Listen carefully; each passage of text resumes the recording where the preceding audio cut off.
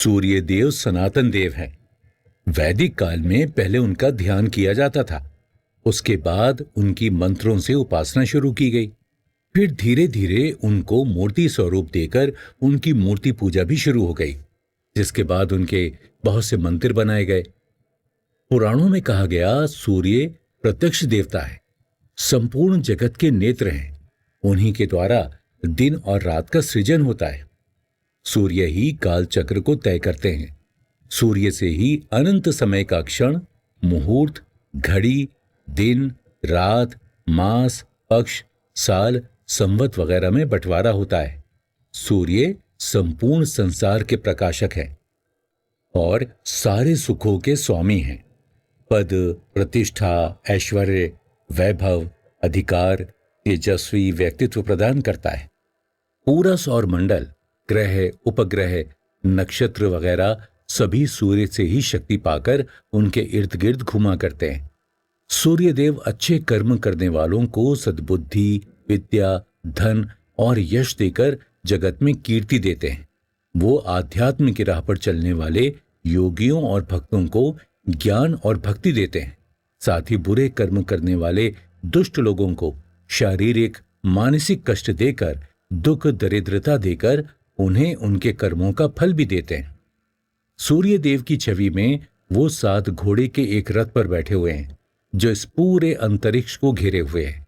इस रथ के पहिए कालचक्र हैं। उनके घूमने से कभी दिन, कभी रात, दोपहर तो कभी शाम होती है।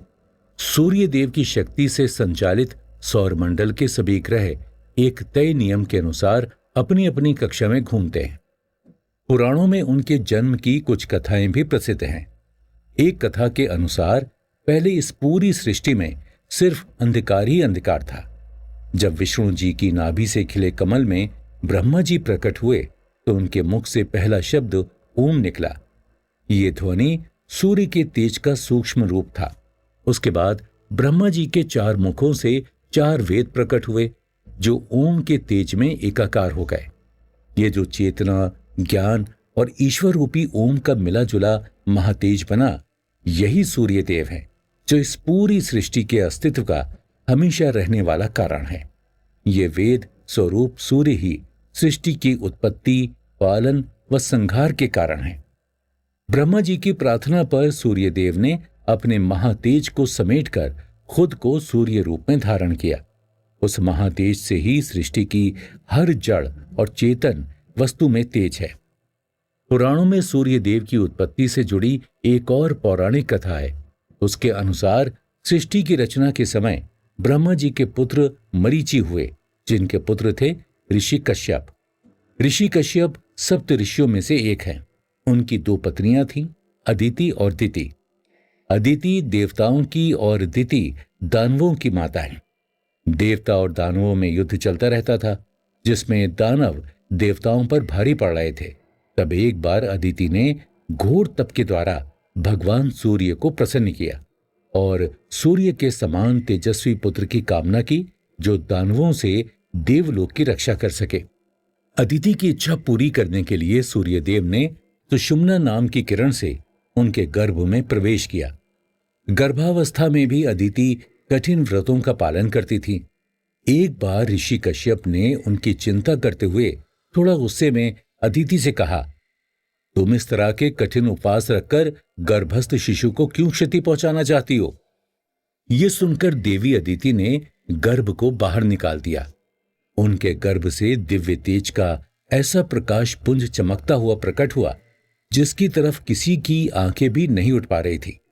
वो प्रकाश पुंज भगवान सूर्य का ही अंश था। महर्षि कश्यप और देवी अदिति ने उसे प्रकाश पुंज की आराधना की, जिससे उसमें से एक शिशु बनकर प्रकट हुआ। ब्रह्म पुराण में लिखा है, अदिति के गर्भ से जन्मे सूर्य के अंश का नाम महर्षि कश्यप ने विवस्वान रखा। सूर्य के रूप विवस्वान ही आदित्य हैं, जो सभी देवताओं के बड़े भाई हैं। साथ ही वो नवग्रहों के स्वामी भी हैं। वो प्रकाश पुंज ही संसार में सूर्य ग्रह के रूप में प्रतिष्ठित हुआ, जो संसार को प्रकाशित करता है। अदिति के पुत्र विवस्वान में सूर्य देव जैसा ही तेज और बल था, जिसे दानव बर्दाश्त नहीं कर पाए। वो उनके तेज को देखकर भाग खड़े हुए और इस प्रकार देवलोक पर फिर से देवताओं का राज हो गया। हालांकि देवताओं के राजा इंद्र हैं, लेकिन सूर्य को सूर्य नारायण रूप में पूजा जाता है, यानी उनकी महिमा किसी राजा से भी बढ़कर ईश्वर की जैसी है।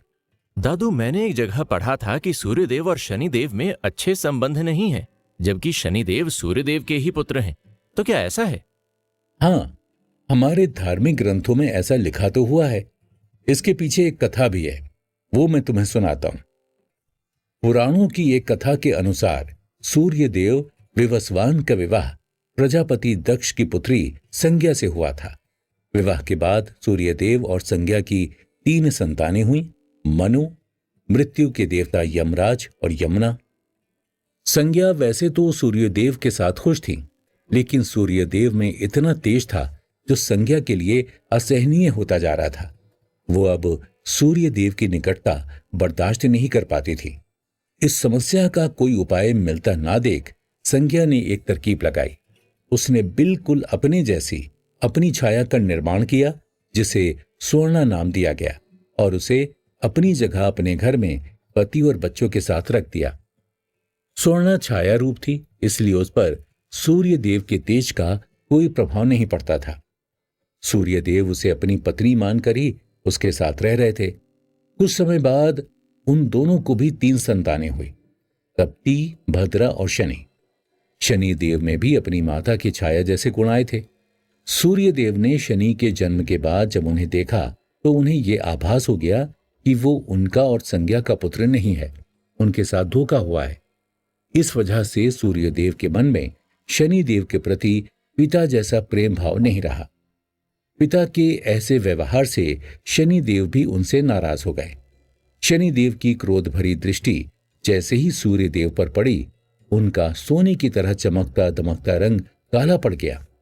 अपनी इस हालत से निकलने के लिए सूर्यदेव महादेव शिव के पास पहुंचे, और तब महादेव ने उन्हें समझाया कि शनिदेव तुम्हारा ऐसा ही पुत्र है जैसा बाकी सभी संतानें। तुम्हें उसके प्रति भी प्रेम से भरा व्यवहार रखना चाहिए, और संज्ञा ने जो भी किया अपनी सुरक्षा के लिए किया, इसमें भी उसकी कोई गलती नहीं है। वो तुम्हारा परिवार है, तुम्हें उनके साथ प्रेम से रहना चाहिए। महादेव की बात सूर्यदेव को समझ में आई और उन्होंने अपनी गलती सुधारने की कोशिश की।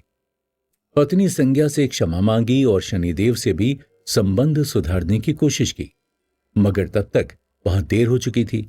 शनिदेव के मन में सूर्यदेव के प्रति नाराजगी और कठोरता आ चुकी थी।